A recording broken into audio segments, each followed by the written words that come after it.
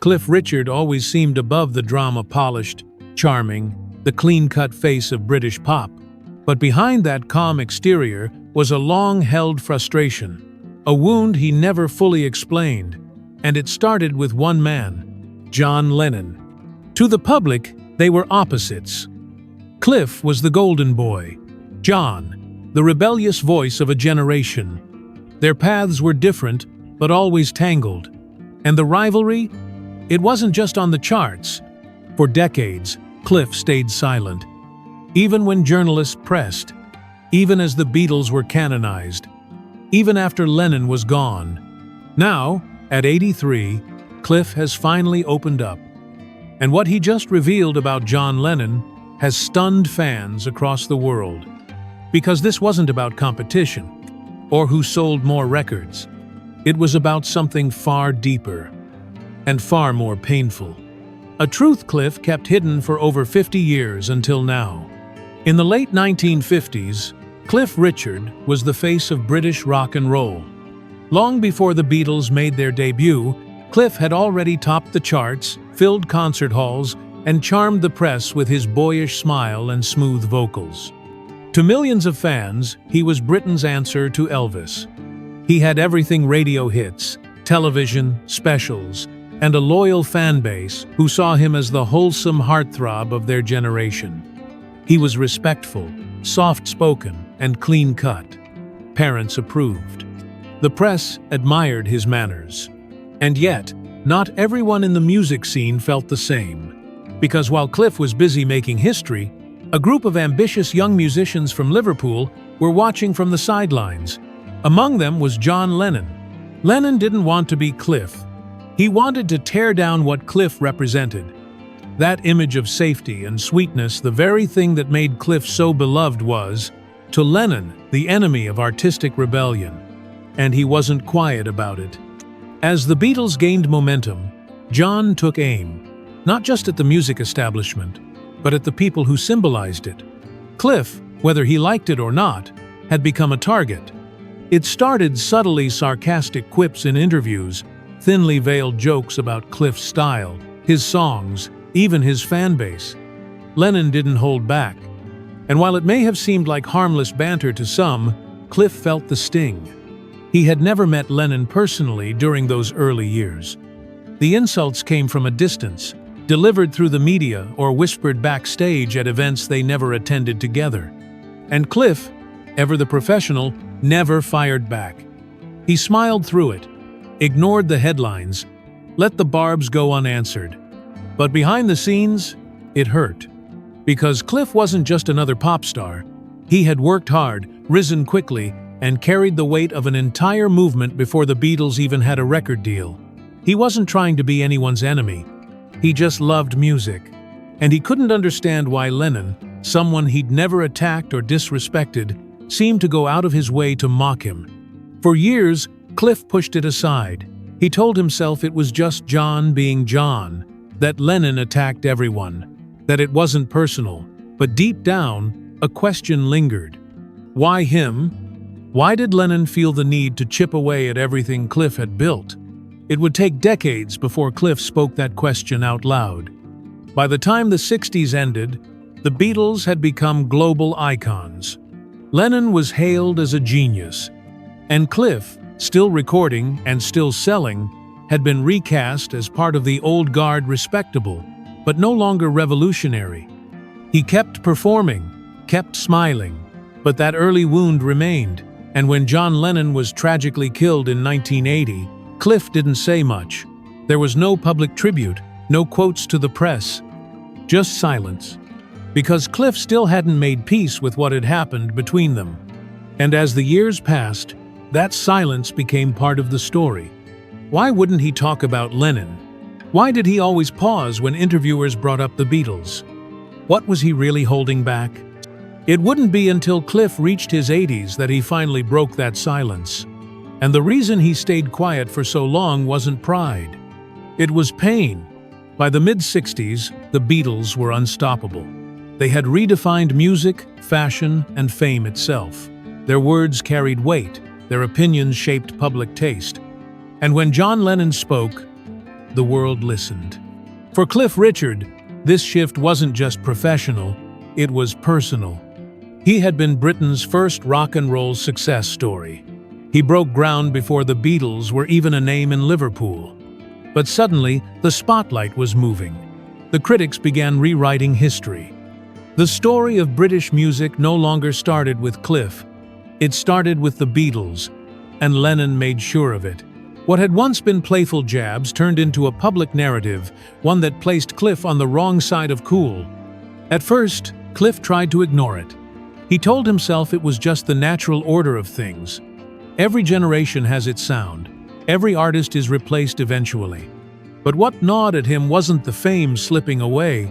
It was how easily people believed Lennon's version of the story.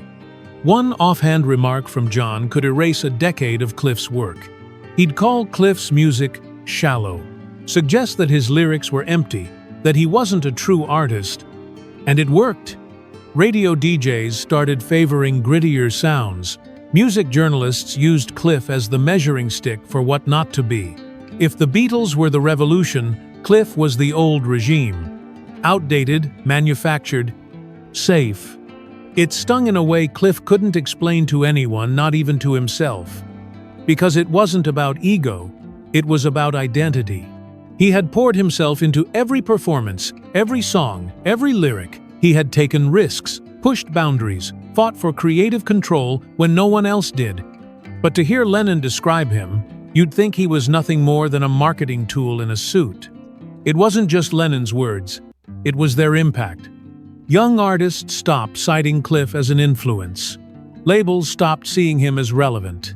Fans, too young to remember his early triumphs, only knew what they'd been told.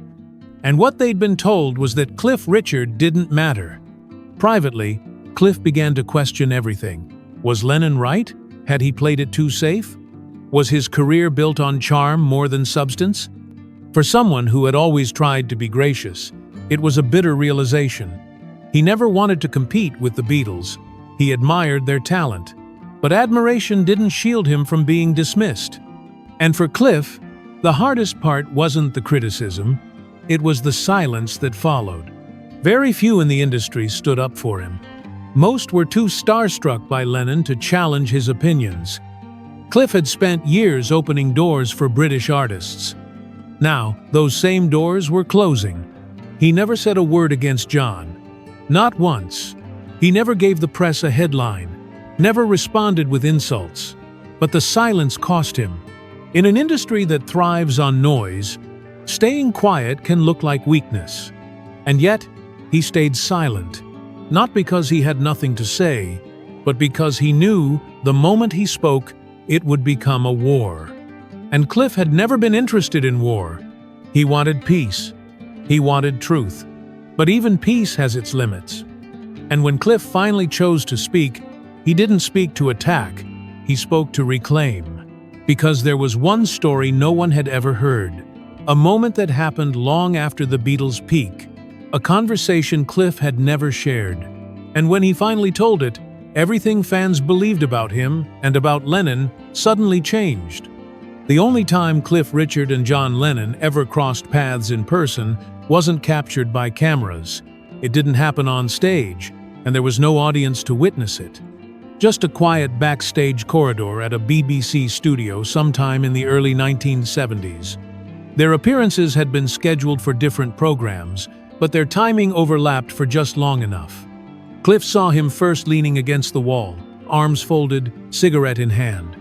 John looked older than expected, tired in a way that didn't match the headlines. The hallway wasn't long, but in that moment, it felt endless. They acknowledged each other, briefly. There was no confrontation, no smiles. Just an atmosphere that Cliff would later describe as tense, uncertain, and unforgettable. What struck him most was the weight of what wasn't said. By that point, Lennon's criticisms had already shaped the way many people viewed Cliff. The industry had started treating him like a relic, someone safe, polished, part of a pop past that no longer felt relevant. But standing in front of Lennon in that hallway, Cliff didn't feel like a rival. He felt like a man being studied. as if John was trying to understand something about him, something he hadn't quite figured out.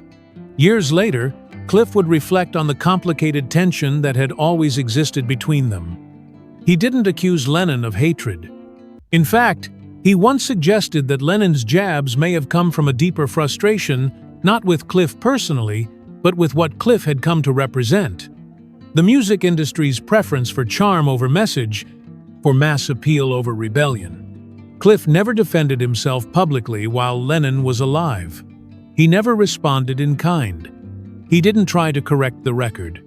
But that silence wasn't apathy, it was self-protection. Privately, he questioned whether John was right. Had he allowed the business to shape his image too carefully?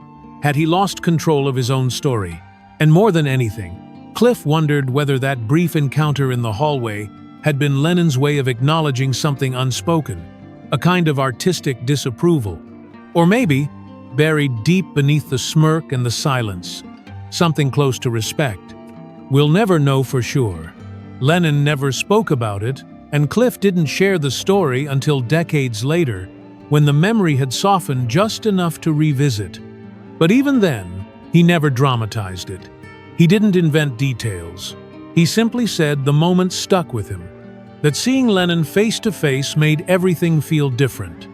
Because in that hallway, it became clear that the distance between them hadn't just been musical, it had been personal.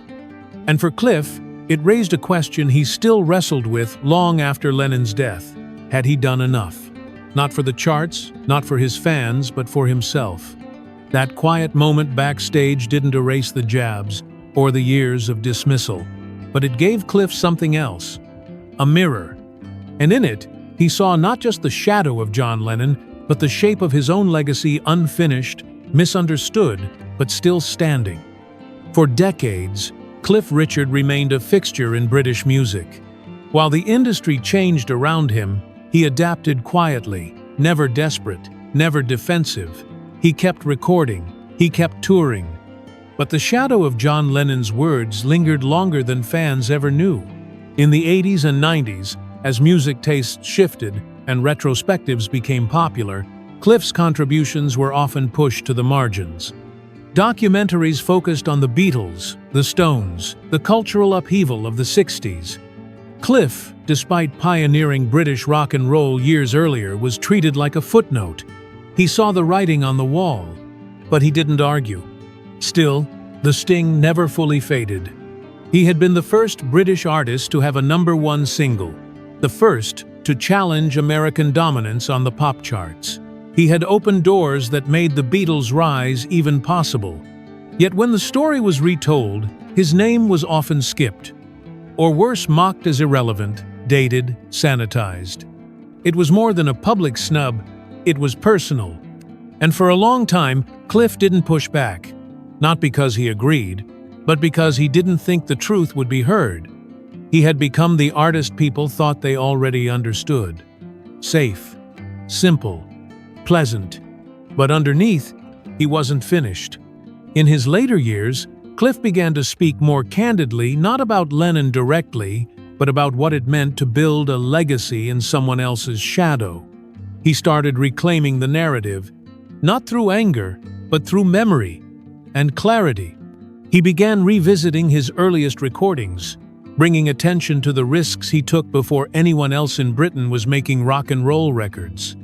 He spoke about the pressure he faced in the 1950s to tone things down, to conform to a cleaner image so that the industry could market him. How every stage of his career had been shaped not just by his choices, but by the compromises demanded of him. And most of all, how it felt to be seen as the antithesis of John Lennon when all he ever wanted was to make music that lasted. Fans began listening again, this time more carefully. The story wasn't just about who had the bigger hits, it was about who survived. And Cliff had survived everything. The rise of the Beatles, the explosion of punk, the decline of physical sales, and even the loss of his reputation in the press. He endured. And slowly, his reputation began to shift. Not dramatically, not overnight, but something changed. New generations started discovering his music. Critics began including him in the timelines they'd once edited him out of. Tributes from other artists came in quiet acknowledgments of how many had stood on his shoulders without realizing it. Through it all, Cliff never attacked Lennon. He didn't rewrite the past, he simply added his voice to it. And by doing so, he reframed the rivalry for what it really was, not a feud, but a misunderstanding. Two men from the same era, shaped by different values, viewed through opposite lenses. And while Lennon never apologized for his words, Cliff didn't need an apology. He needed to be heard. That was the part that stung for so long. Not that Lennon had been cruel, but that the world had listened to him so completely and never asked Cliff for his side of the story. Now, decades later, Cliff was finally telling it. And fans were finally ready to listen. But the part that surprises most? Even after all the silence, Cliff still admired Lennon. And in the next section, we'll reveal the most unexpected twist of all. The tribute Cliff gave to John Lennon quietly, humbly, and completely out of the spotlight. For all the tension, Cliff Richard never stopped respecting John Lennon's talent. He didn't agree with the jabs or the dismissals, but he understood them better as time passed. What once felt like personal attacks began to take on a different shape, frustrations born from two artists who wanted different things from the same industry. Lennon wanted truth, Cliff wanted longevity. Both got what they were after, in different ways. But only one lived long enough to see how it all turned out. After Lennon's death in 1980, Cliff didn't release a statement. He didn't appear on tribute specials or rush to share anecdotes with the press. To many, it seemed like he had chosen to stay silent. But that wasn't the full story. Privately, Cliff felt the loss more than people realized. Not because they had been close, but because, in some strange way, their paths had always been intertwined. Lennon had shaped how Cliff was seen, even if they'd only met once. And now that John was gone, Cliff could no longer change the way their story had been written. But what he could do, what he chose to do, was something quieter. A few years after Lennon's passing, Cliff began including one particular song in his live sets. He never announced it with fanfare, never explained the choice. But night after night, in the middle of his concerts, he would slip into a cover of Imagine. For audiences, it was a surprise. Cliff, the ever-graceful balladeer, singing the most iconic song John Lennon ever wrote. No backup dancers, no elaborate staging, just Cliff and the words. He never introduced it as a tribute. He never told a story about John before playing it. But the emotion in his voice spoke for itself. It was soft, reverent, and just a little broken around the edges. Like someone finally acknowledging something they couldn't say out loud. The fans noticed. Some were puzzled, others were moved.